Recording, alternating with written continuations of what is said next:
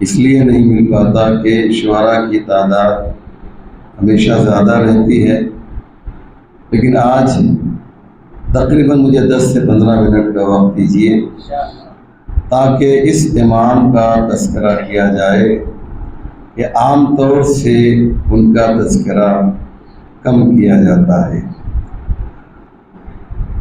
امام سے پہلے ایک دستور رہا ہے اور تقریباً ہر امام کے زمانے میں یہ سسٹم رہا ہے، اور وہ یہ ہے کہ ہر امام نے اپنا نمائندہ، اپنا ریپرزنٹیٹیو معین کیا ہے۔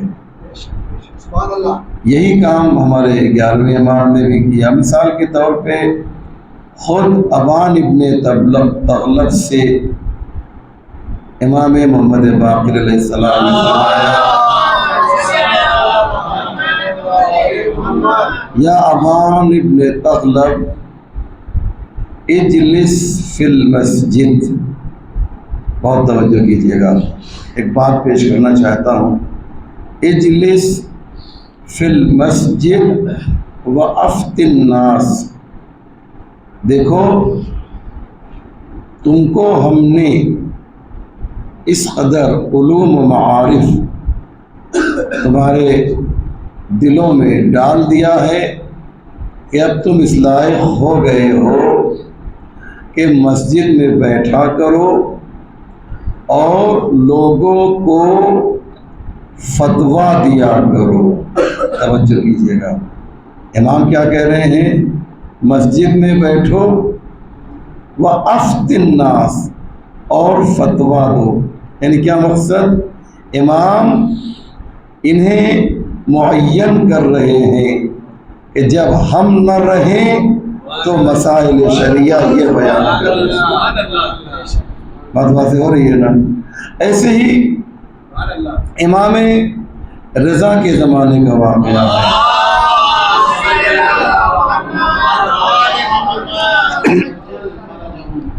کہ علی ابن مسیب جب امام موجود تھے تو وہ امام سے رابطہ قائم کرتے، اللہ سائل خط لکھا انہوں نے اور کہا، مولا ہمارے لیے بہت ہی مشکل ہے کہ مسائل شریعہ حاصل کرنے کے لیے میں بار بار آپ کے یہاں پہنچوں، کوئی راستہ ہے؟ تو امام نے فرمایا، علیکم بزکریا ابن آدم۔ امام نے فرمایا کہ تم قم میں رہتے ہو نا، شہر قم میں ہو نا، تو زکریا، جناب امام رضا فرما رہے ہیں، زکریا ابن آدم سے رابطہ قائم کرو، کیونکہ ہماری غیبت میں وہ مسائل شرعیہ کو بیان کریں گے۔ ان دو روایتوں سے یہ بات سمجھ میں آ رہی ہے۔ آج لوگ مرجعیت کے خلاف گفتگو کرتے ہیں کہ یہ مرجع کہاں سے آ گئے۔ امام نے دو روایتوں کے ذریعے سے بتایا کہ جب ہمارے زمانے میں مرجع کا وجود ہے تو جب ہم نہیں ہوں گے تب تو اور زیادہ ضروری ہے مرجع کا ہونا۔ اس لیے مرجعیت کو جو ہے وہ امام ثابت کرنا چاہتے ہیں۔ ایسے ہی یہ میں نے تمہید اس لیے بنائی تاکہ آپ سمجھیں کہ روش ائمہ معصومین کیا ہے، ان کا سسٹم کیا ہے۔ ہمارے جس امام کے لیے ہم نے یہ محفل سجائی ہے، امام حسن عسکری علیہ السلام،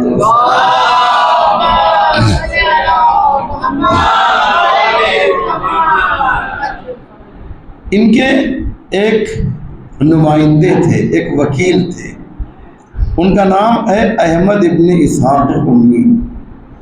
ان کی قبر ہے وہاں پر قم میں ہے، معلوم کیجئے گا، باقاعدہ زری بنی ہوئی ہے احمد ابن اسحاق قمی کی۔ ہمارے امام جب کوئی براہ راست ان سے رابطہ قائم کرتا تھا یعنی امام حسن عسکری سے ملنے کے لیے لوگ براہ راست آتے تھے، تو امام کہتے تھے کہ تم ایران کے رہنے والے ہو، تم ہمارے نمائندے سے رابطہ قائم کیوں نہیں کر رہے ہو؟ کبھی کبھی ایسا بھی ہوا ہے کہ امام کی خدمت میں خمس وغیرہ کی رقم لے کر جب لوگ آئے تو امام کو ناراضگی امام نے ظاہر کی اور کہا جب میرا نمائندہ موجود ہے تو تم سفر کی صعوبتوں کو برداشت کر کے میرے پاس کیوں آ رہے ہو؟ امام حسن عسکری کہاں پہ تھے آپ جانتے ہیں؟ مدینے میں نہیں تھے، امام سامرہ میں تھے، یاد رکھیے گا۔ تو سامرہ سے آپ جو ہے احمد ابن اسحاق قمی سے رابطے میں تھے۔ کہنے کا مقصد یہ ہے عزیزوں کہ یہ وہ سسٹم ہے کہ جو امام علیہ السلام نے رائج کیا، اور گویا یہ بتایا کہ جب ہم سامنے ہوں تو ہم سے مسئلے شرعی دریافت کرو، اور جب ہم سامنے نہ ہوں تو جو ہمارے نمائندے ہیں ان سے رابطہ قائم کرو، اگر یہ کوئی غلطی بھی کریں گے تو ان کی مدد کرنے کے لیے ہم خود آگے آئیں گے۔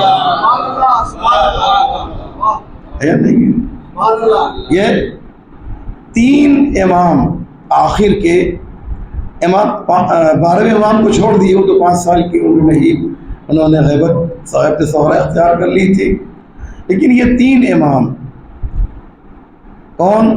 امام محمد تقی، امام علی نقی اور امام حسن عسکری۔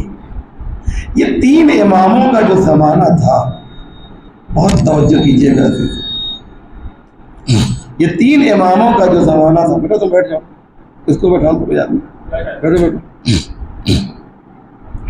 امام 3 امام، امام محمد تقی، امام علی نقی اور امام حسن عسکری، یہ 3 اماموں کا جو زمانہ تھا یہ تشیع کے اعتبار سے سب سے زیادہ برائٹ اور ترقی یافتہ زمانہ تھا، کمیت کے اعتبار سے بھی اور کیفیت کے اعتبار سے بھی، کوالٹی کے حساب سے بھی اور کوانٹٹی کے حساب سے بھی۔ بہت کم لوگ جانتے ہیں۔ اس کی وجہ یہ تھی کہ اس کی بنیاد 5ویں امام نے رکھی، 6ٹھے امام نے رکھی، اور اس کے بعد پھر جو ہے زمانہ آیا کس کا؟ امام علی رضا کا۔ میں آپ کو بتاؤں کہ آہستہ آہستہ تشیع جو ہے وہ بلندی کی طرف جا رہی تھی، اور جب ہمارے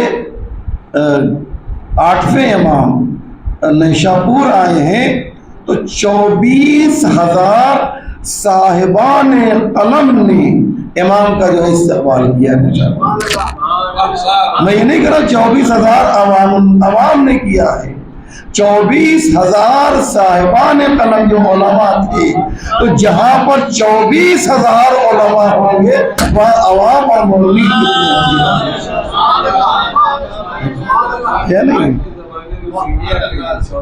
24,000 یہ موجود تھے۔ تو یہ سلسلہ جو ہے بڑھتا گیا۔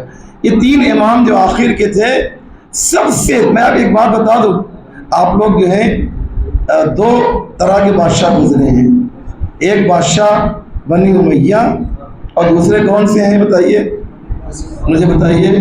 بنی عباس۔ دونوں میں زیادہ خبیث کون تھے معلوم ہے ہم کو؟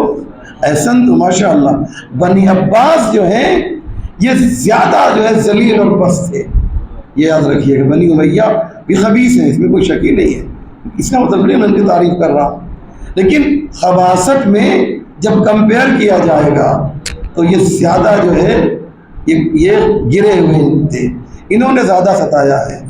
اور یہ جو 3 امام ہیں آخر کے، میں بار بار نام نہیں لوں گا، آپ دیکھیے کہ ان کی عمر کتنی کم ہے، ان کو جینے نہیں رہنے دیا گیا۔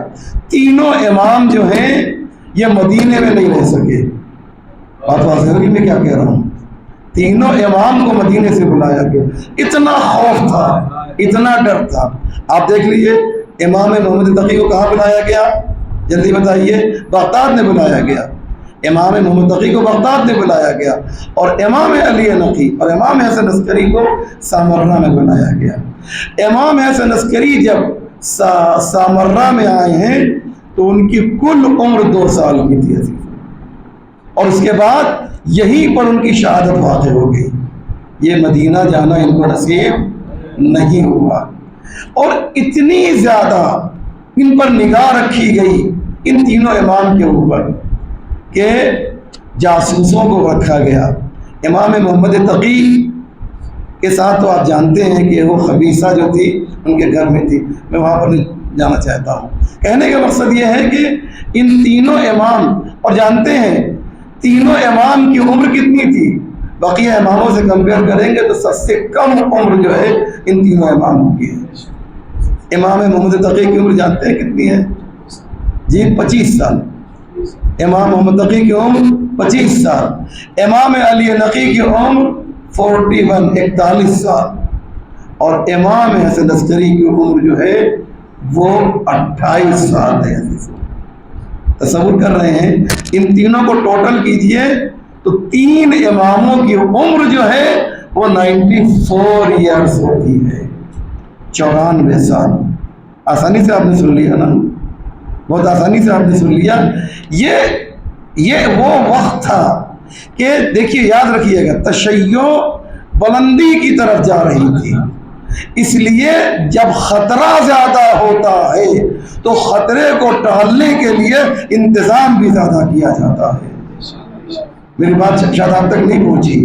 یعنی چونکہ تشیع بلندی کی طرف جا رہی تھی، لہذا کہا کہ ان کو تو کنٹرول نہیں کر سکتے، ان کو کنٹرول کر لیا جائے.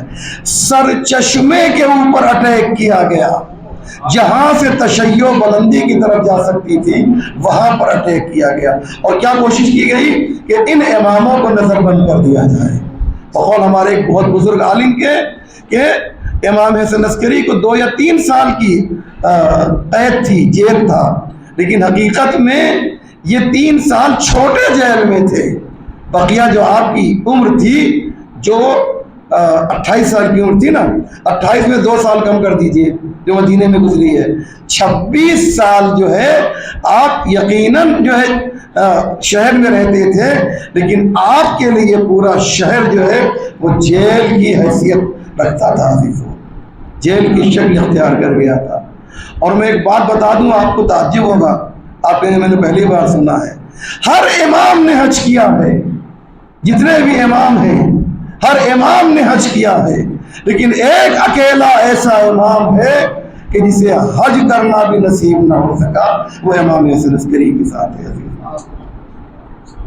کیونکہ نکلنے ہی نہیں دیا گیا. اس طریقے سے آپ پر جو ہے نگاہ رکھی گئی امام حسن عسکری پہ.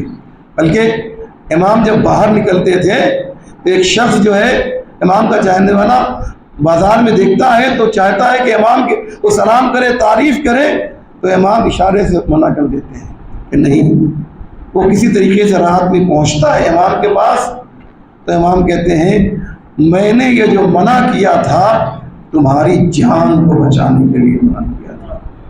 خود امام نے فرمایا لا یسلمنا علی احد، دیکھو مجھے کھل کے کوئی سلام نہ کرے. بات واضح ہو رہی میں کیا کہہ رہا ہوں؟ لیکن اس کے بعد بھی تشیع جو ہے بلندی پر جا رہی تھی. دلیل دوں گا انشاءاللہ اور اسی میں گفتگو کو مکمل کرنا چاہتا ہوں. میں نے کہا آج مجھے موقع ملا ہے اور یہ بات ریکارڈ بھی ہو رہی ہے تو انشاءاللہ دیگر مومنین بھی اس سے استفادہ کریں گے. میں ایک بات کہوں کہ یہ ہمارے جو امام ہیں جن کا دین امام کا نام لیا ہے یہ بہت مظلوم ہے ہمارے اعتبار سے بھی. کسی بھی اتنے لوگ بیٹھے ہوئے کسی سے کہیے بقیہ اماموں کے بارے میں تو 10-15 منٹ بول دیں گے، لیکن انصاف سے بتائیے ایک درد ہے جو پیش کر رہا ہوں. آپ لوگوں سے کہا جائے کہ 5 منٹ آپ ان 3 اماموں میں سے کسی امام کے بارے میں بول دیجئے، کتنے لوگ ہیں جو بول سکتے ہیں؟ عزیز میری بات واضح ہو رہی ہے نا عزیزو؟ یہ ہے درد کہ میں اس لیے میں نے چاہا کہ امام کے بارے میں بیان کروں. تو تینوں اماموں کو محصور رکھا گیا، تینوں اماموں کو ایک طرح سے نظر بند رکھا گیا، ان کی ایکٹیویٹی کو. اور امام حسن عسکری پر خاص توجہ تھی. کیوں؟ اس کی وجہ یہ تھی کہ انہیں معلوم تھا کہ پیغمبر نے بھی کہہ دیا تھا، اور یہ روایت اہل سنت کے یہاں بھی ہے اور شیعوں کے یہاں بھی ہے، کہ امام حسن عسکری کی نسل سے ایک فرزند پیدا ہوگا جو ظالموں کی حکومت کو جو ہے ختم کر دے گا. تو جو ظالم ہے وہ تو سمجھ رہا ہے نا کہ ہم ظالم ہیں. چور جانتا ہے کہ وہ چور ہے, جھوٹا جانتا ہے کہ وہ جھوٹ بول رہا ہے, ظالم سمجھتا ہے کہ وہ ظلم کر رہا ہے, تو اسے معلوم ہے کہ یہ ہمارے ہی خلاف ہوگا. لیکن انہیں معلوم نہیں کہ فرعون نے بھی یہی سوچا تھا. جیسے فرعون موسیٰ کو نہ روک سکا, ویسے ہی جو ہے اس زمانے کا ظالم جو ہے امام زمانہ کو آنے سے نہ روک سکا.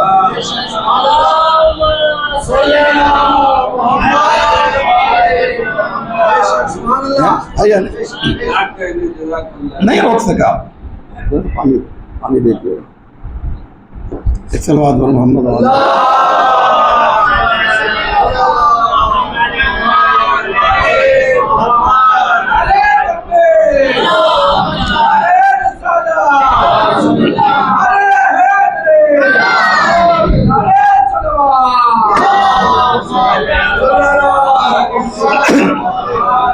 اس لیے ضروری ہے کہ آپ اس امام کے بارے میں آپ سمجھیے کہ یہ امام کتنا مظلوم ہے.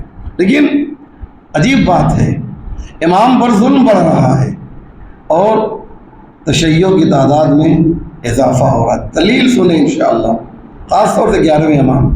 ایک بہت ہی مشہور و معروف حدیث ہے جو آپ سب کو تقریباً یاد ہو گئی ہے, اسی امام کی حدیث ہے.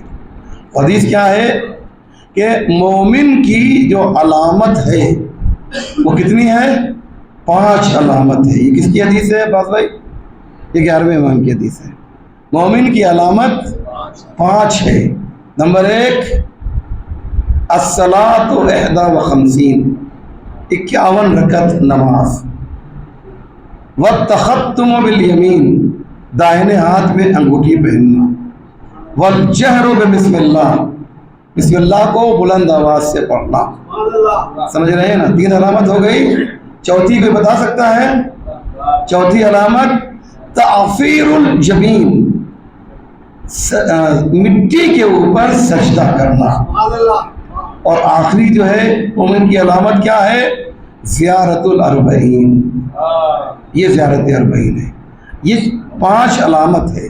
ایک سوال, یہ بات بقیہ امام نے کیوں نہیں بیان کی؟ یہ 11ویں امام نے کیوں بیان کی ہے؟ میں 5 کی تفصیل تو نہیں بیان کر پاؤں گا کیونکہ وقت میرا ختم ہو گیا ہے, لیکن بات آ گئی ہے تو اسے سن لیجئے. پہلی بات کیا ہے؟ التختم بالیمین, داہنے ہاتھ میں, داہنے ہاتھ کی انگلی میں انگوٹھی پہننا. یہ کیا مطلب ہے؟ کبھی غور کیا آپ نے اس کے یہ کیا مطلب ہے؟ سنیں, آج لے کے جائیے مجھ سے اور لوگوں کو بتائیے. جانتے ہیں اس کے پیچھے راز کیا ہے؟ دائنے ہاتھ میں انگوٹھی ایک جنگ ہے جو مولا علی کے زمانے میں ہوئی. اس جنگ کا نام ہے جنگ صفین. جنگ صفین میں جب مالک اشتر جو ہے حاکم شام کے خیمے کے قریب پہنچ گئے تو عمرو عاص نے کیا کیا؟ قرآن بلند کیا. بہت توجہ کریں گے. قرآن بلند کیا تو احمق جو ہیں مولا علی کے لشکر میں, انہوں نے کیا کہا کہ ارے یہ تو قرآن والا ہے, اس سے جنگ کریں گے؟ یا علی یہ کیا کیا آپ نے؟ یہ تو قرآن پڑھتے ہیں, ان سے آپ لوگوں نے ہم کو لڑوا دیا. تو مولا علی نے کہا ہاذہ خدا, یہ دھوکہ ہے, یہ دھوکہ ہے, میں قرآن ناطق ہوں. یاد رکھیے گا, یہ قرآن جو علی کے مقابلے میں آ جائے اگرچہ وہ 30 پاروں میں کیوں نہ ہو, وہ دھوکے کے علاوہ کچھ نہیں ہو سکتا ہے. بات واضح میں کیا کہہ رہا ہوں؟ یہ قرآن نہیں, یہ دھوکہ ہے, خدا دھوکہ ہے. لیکن یہاں پہ بہت لمبی بات ہے, میں اس قریب پڑھ چکا ہوں, 1 گھنٹے میں اس بات کو میں نے بیان کیا تھا. 2 جملے میں سن لیجئے کہ یہ جو ایک لشکر کا ایک حصہ الگ ہوا علی سے, ان کا جو لیڈر تھا اس کا نام تھا ابو موسیٰ اشعری. یہ طے پایا کہ حکمیت یعنی فیصلہ ہوگا, آسان زبان میں. ادھر سے جو ہے ان لوگوں نے کیا کیا, اس کو آگے کیا ابو موسیٰ اشعری کو. ادھر سے کون آیا؟ عمرو عاص. وہ چالاکی میں کوے سے بھی آگے, اور یہ बेवकूफ़ी में अपनी मिसालात। अबू मूसा अशरी। अब जानते हैं क्या हुआ कि अमरियास ने दो रवायतें, मैं एक रवायत को पढ़ रहा हूँ यहाँ पर, कि अमरियास ने अंगूठी को उतारा इस तरह से और कहा कि जिस तरह से इस अंगूठी को उंगली से बाहर किया गया है ऐसे ही हम अली को खिलाफत से बाहर कर रहे हैं। तवज्जो है ना चीज़, खिलाफत से बाहर कर रहे हैं।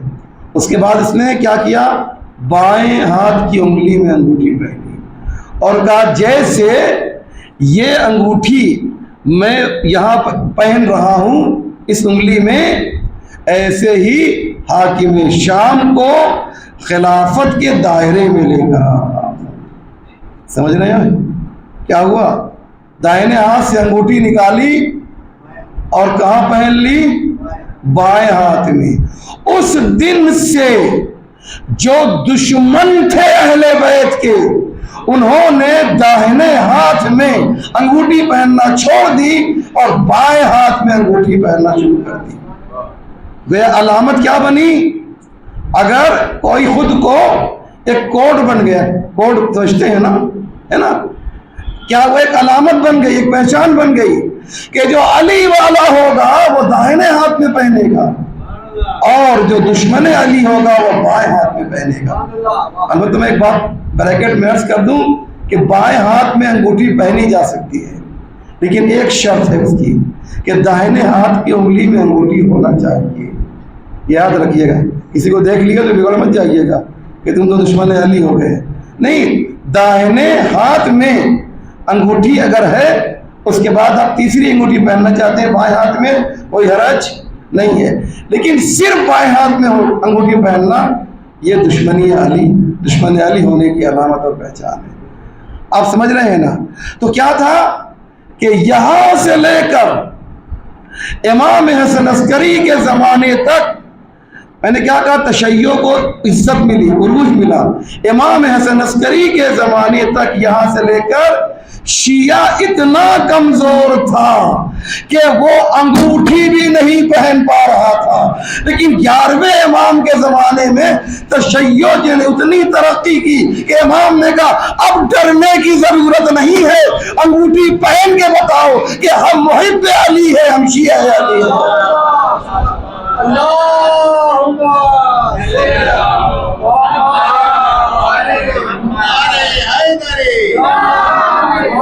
है या नहीं? अब ये ज़माना ख़त्म हो गया, अब डरने की ज़रूरत नहीं है। तो समझिए कि अत्तख़त्तुम बिल यमीन का मतलब क्या है कि अब जो है तमाम मजबूत हो गए हैं। अब जो है तशय्यो जो है, जैसे फिर फ़र्ज़ कीजिए, अच्छा उसके बाद चलिए हो जाने दिए, वक्त नहीं है। ताफ़ीरुल जबीन, मैं सबको कम कर रहा हूँ, वक्त बिल्कुल ख़त्म हो गया है। ताफ़ीरुल जबीन यानी क्या मकसद? यानी सजदा करो मिट्टी के ऊपर। अब तक क्या हो रहा था, आप जाते हैं सऊदी अरब में क्या करते हैं, छिपे करते हैं सजदा ना, लेकिन वहाँ इनकलाब आ जाए तो फिर आप जो है खुलेआम जो है सजदा करेंगे नहीं करेंगे? हम लोग सजदेगाह ले जाते हैं तो वो छिपा के रखते हैं, लेकिन जब वहाँ पे इनकलाब आ जाएगा तो इंशाअल्लाह खुलेआम सजदा करेंगे, जैसे करबला में करते हैं, जैसे नजफ में करते हैं। तो क्या कहा? ताफ़ीरुल जबीन यानी क्या मकसद? मिट्टी पे सजदा करो। क्यों? इसलिए कि ये अलामत है मोमिन की। अब डरने की जरूरत नहीं है, अब तुम ताकतवर हो गए हो, बुलंद हो गए हो, अब इनके सामने भी जो है सजदा कर सकते हो मिट्टी के ऊपर। यहाँ कुछ बातें थी, मैंने कहा वक्त बिल्कुल नहीं है। तीसरी बात क्या थी? वल जहर बिस्मिल्लाह, और क्या करना है? आवाज़ बुलंद। यानी क्या मकसद? बिस्मिल्लाहिर्रहमानिर्रहीम नमाज में वो लोग या पढ़ते ही नहीं हैं, या अगर पढ़ते भी हैं तो आहिस्ता पढ़ते हैं। इमाम ने कहा अब तुम खुद को बताओ कि हम शिया अली हैं, मस्जिद में आओ तो आहिस्ता बिस्मिल्लाह ना पढ़ो, बल्कि बुलंद आवाज से बिस्मिल्लाह, बुलंद आवाज से बिस्मिल्लाह पढ़ो। कितनी चीजें हो गई? 3 हुई, चौथी क्या है बताइए? 51 रकत नमाज। 51 रकत की नमाज में आप जानते हैं कि 17 रकत नमाज वाजिब है, اور باقی نماز جو ہے وہ مستحب ہے۔ اس زمانے میں یہ کہا جاتا تھا کہ شیعہ لوگ جو ہیں وہ سنت رسول پر عمل نہیں کرتے ہیں۔ امام نے کہا یہ داغ لگا ہوا ہے، تم جو ہے سنتی نماز پڑھ کر بتاؤ کہ جو حقیقت میں اہل سنت ہے وہی شیعہ ہے جو حقیقی معنوں میں رسول کی سنت پہ عمل کرتے ہیں۔ اور آخری بات کیا ہے؟ زیارت اربعین۔ امام یہ کہہ سکتے تھے کہ روز جاؤ زیارت کرنے کے لیے کربلا، یا ہفتے میں ایک بار جاؤ یا مہینے میں ایک بار جاؤ، لیکن کیا کہا امام نے؟ امام نے کہا کہ زیارت اربعین جو ہے وہ مومن کی علامت ہے۔ امام نے گویا ایک میسج دے دیا کہ یہ وہ زیارت ہے جو تشیع کو اور مومن کو جو ہے عزت عطا کرتی رہے گی۔ اس زمانے میں آپ سمجھے یا نہ سمجھے، لیکن آج آپ کو معلوم ہو گیا ہے کہ 4 کروڑ سے زیادہ کی پبلک نے یہ بتا دیا، مومنین نے بتا دیا کہ شیعہ جو ہے کسی اور چیز سے عزت نہیں پا رہا ہے، زیارت اربعین کے ذریعے سے اسے عزت مل رہی ہے۔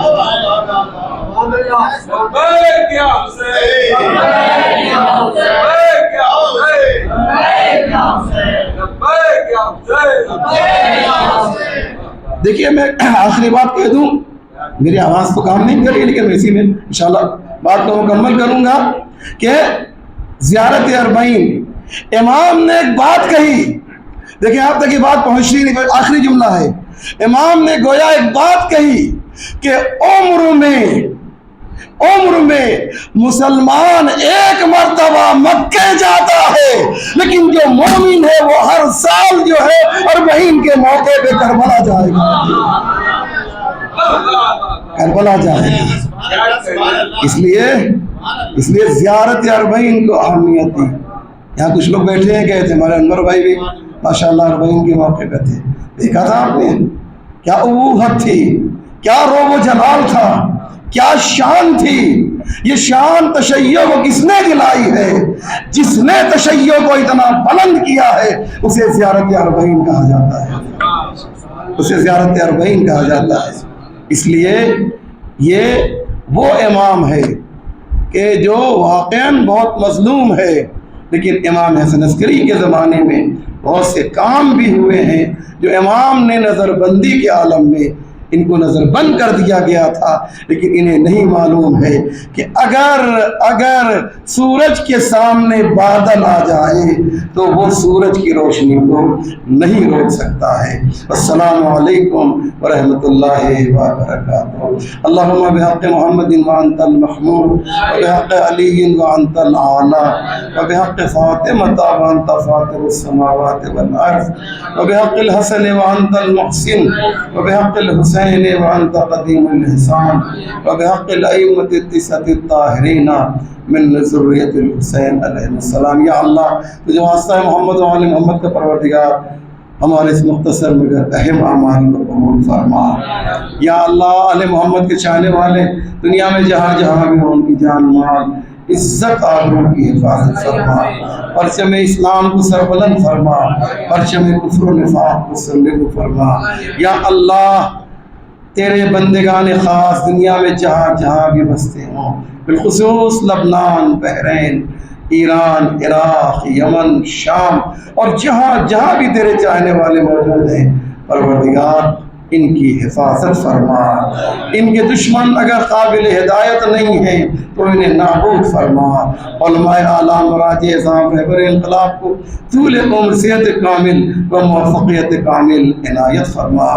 ہمارے امام کے ظہور میں تعجیل فرما، ہم سب کو ان کے اعوان و انصار میں شمار فرما۔ ربنا تقبل منا انک انت السمیع العلیم۔